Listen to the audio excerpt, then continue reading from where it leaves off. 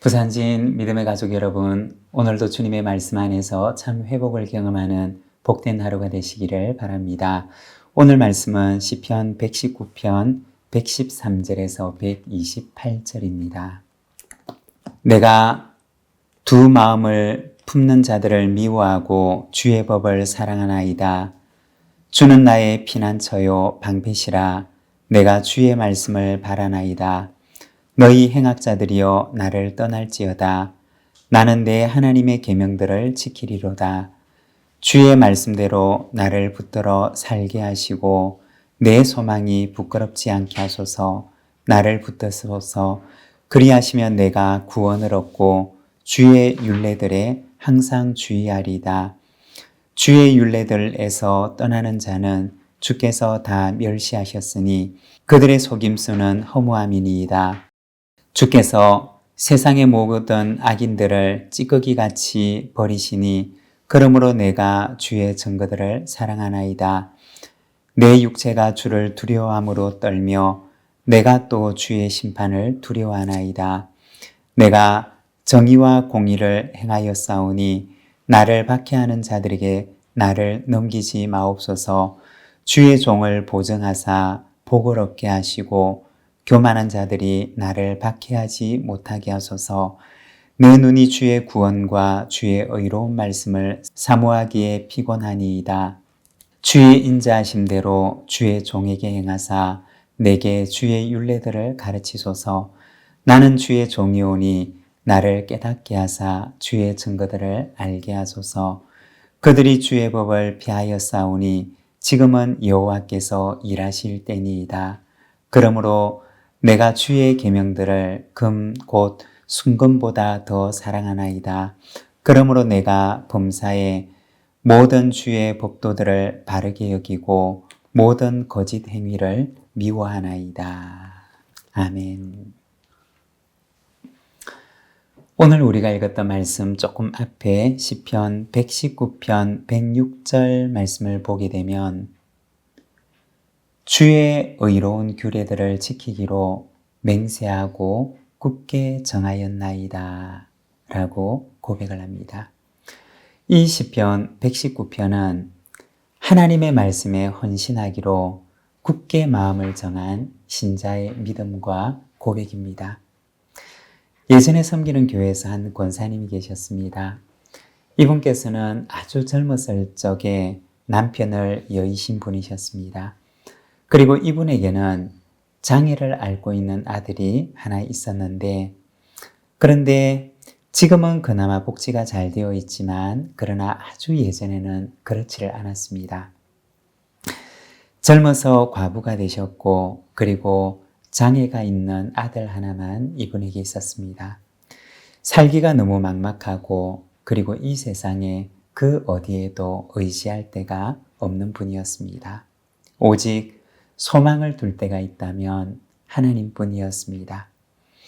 기도 외에는 할 수 있는 일이 아무것도 없었고 하나님 외에는 위로받을 데가 또 소망을 둘 데가 없었습니다. 이분께서는 젊은 시절부터 매일같이 교회에 와서 기도하고 철야하며 한평생을 보내셨습니다. 세상에서는 아무데도 소망을 둘 데가 없고 오직 하나님만 의지할 수 있는 분이셨는데, 그런데 하나님께서 이 권사님을 위로하시는 것을 보았던 적이 있습니다. 그 장애를 가진 아들에게 일본 유학의 길이 열리게 되었고 또 이분이 동경대에서 공학 박사학위를 따고 한국에 돌아와 교수의 길을 열어주시는 것을 보았던 적이 있습니다.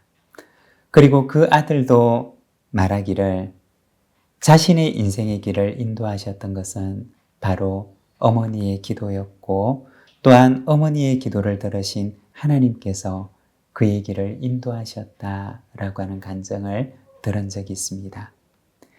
그런데 이분이 대학 교수가 되어서도 그 교수의 일도 중요하지만 또한 주일학교 교사로 섬기는 것을 자신의 천직으로 알며 아이들을 가르치는 모습을 보았던 적이 있습니다. 여러분, 하나님께 헌신하는 사람, 그리고 하나님만 의지하는 그 사람을 하나님께서는 붙드시고 또 그를 위로하시며 그를 세우심을 믿습니다. 113절입니다. 내가 두 마음을 품는 자들을 미워하고 주의 법을 사랑하나이다. 여기에 보면 두 사람에 대해서 말을 합니다. 한 사람은 두 마음을 품는 사람입니다. 그리고 두 번째 사람은 주의 법을 사랑하는 사람입니다. 이 두 마음을 품는 사람에 대해서는 야고보서 1장 6절과 8절에 보면 이렇게 말씀을 합니다. 오직 믿음으로 구하고 조금도 의심하지 말라. 의심하는 자는 마치 바람에 밀려 요동하는 바다 물결 같으니 이런 사람은 무엇이든지 죽게 얻기를 생각하지 말라. 두 마음을 품어 모든 일에 정함이 없는 자로다. 야고보서 말씀을 보게 되면 두 마음을 품는 사람은 어떤 사람이냐? 그는 의심하는 사람이고 또한 아무것도 주께로부터 얻을 수 없는 사람이고 모든 일에 정함이 없는 사람이라고 말을 합니다. 그리고 예수님께서는 이런 사람을 두 주인을 섬기는 사람이라고 말씀합니다. 그런데 이와 반대되는 사람이 있는데 그는 주의 법을 사랑하는 사람입니다. 여러분, 사랑이라고 하는 감정은 배타성을 가지고 있는 감정입니다. 다시 말해서 사랑은 둘을 허용하지를 않는다는 것입니다. 사랑은 100%를 원하지 90%를 원하지 않는다는 것입니다. 성경에 보면 하나님과 이스라엘 백성과의 관계를 남편과 아내의 관계로 비유를 합니다. 그런데 이 부부의 사랑을 보게 되면 부부는 서로를 향해서 100%의 사랑을 요구하는 것입니다. 사랑의 90%는 배우자를 향하고 나머지 10%는 다른 사람을 향한다면 그 사랑은 지속될 수가 없는 사랑입니다. 왜냐하면 사랑은 100%의 사랑과 헌신을 요구하기 때문입니다. 여러분, 우리가 하나님을 사랑한다고 하는 것은 하나님을 향한 100%의 사랑과 헌신을 의미하는 것입니다. 우리가 만일 몇 프로만 사랑하고 또 다른 것을 향한다고 한다면 그것은 온전한 사랑이 될 수가 없는 것입니다. 여러분, 우리는 몇 프로 정도 하나님을 향해서 사랑과 헌신으로 나아가고 있습니까? 나의 시간, 나의 물질의 우선순위, 내 자존심, 내 생각. 나는 어느 정도 하나님을 향하여서 온전한 사랑과 헌신으로 나아갑니까? 하나님께서는 우리를 사랑하실 때 100% 전적으로 당신의 모든 것을 주어서 우리를 사랑하셨습니다. 그리고 그와 같은 사랑을 우리에게도 요구하십니다. 여러분, 우리도 하나님 앞에 온전한 사랑으로 나아가는 자가 되기를 소망합니다. 하나님께 헌신하는 사람, 하나님의 말씀에 헌신하는 사람에게 하나님께서는 어떻게 하시느냐? 114절 말씀을 보면 주는 나의 은신처요 방패시라 내가 주의 말씀을 바라나이다 라고 말씀을 합니다. 하나님의 말씀에 헌신하는 사람에게 하나님께서는 은신처가 되어주시고 방패가 되어주심을 말씀하십니다. 하나님께서 그를 당신의 품에 온전히 품어주시는 은신처 혹은 방패가 되어주시는 것입니다. 키에르케고르 같은 철학자는 인간의 절망을 죽음에 이르는 병이라고 하였습니다. 때로는 우리 주변을 둘러싸고 있는 상황들이 때로는 우리의 마음 가운데 절망이라고 하는 병이 찾아올 때도 있습니다. 수많은 원수의 공격들이 우리의 영혼을 겨눌 때도 있습니다. 그러나 주님의 말씀을 굳건하게 붙드는 자는 그 말씀이 그의 피난처가 되고 방패가 되심을 말씀하십니다.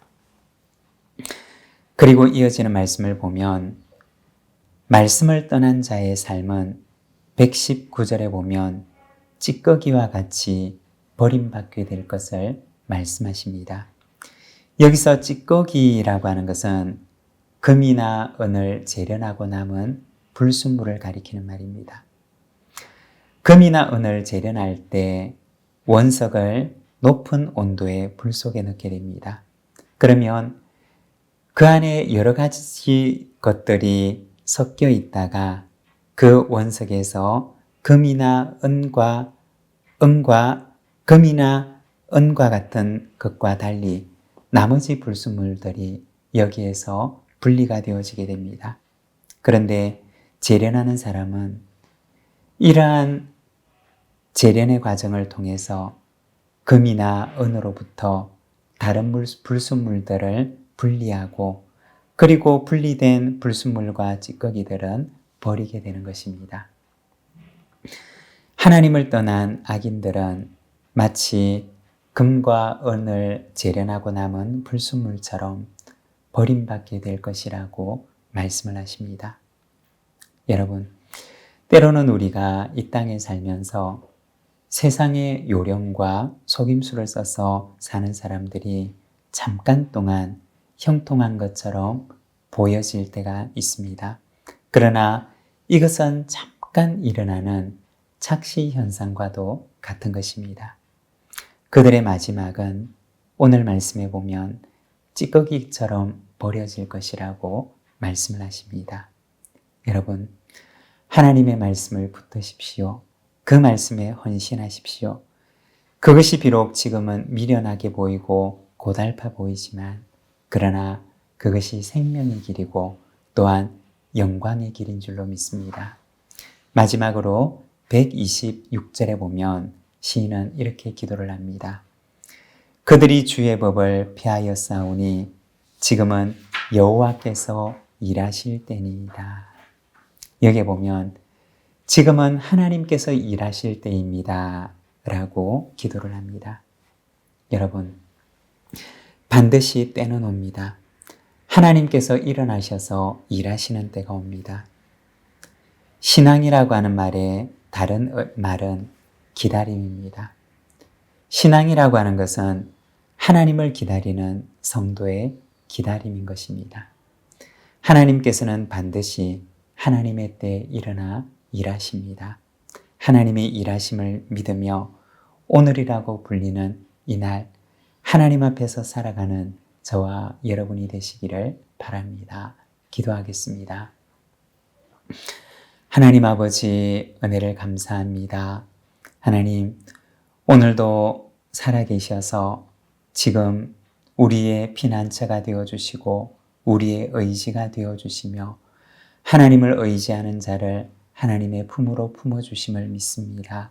주님, 오늘도 하나님의 백성을 위하여 일어나 일하시는 주님, 오늘도 우리의 삶을 주님 앞에 의탁하오니 연약한 우리를 붙들어 주셔서 하나님의 말씀에 굳게 붙들린 자로 살아갈 수 있도록 주님 은혜를 베풀어 주시옵소서. 믿음이 승리하는 줄 믿사오니 주를 의지하는 자를 주께서 일으키시는 줄 믿사오니 오늘도 주님의 말씀을 붙들고 주님과 함께 동행하는 복된 길을 걸어가도록 우리를 인도하여 주시옵소서. 예수님의 이름으로 기도드립니다. 아멘.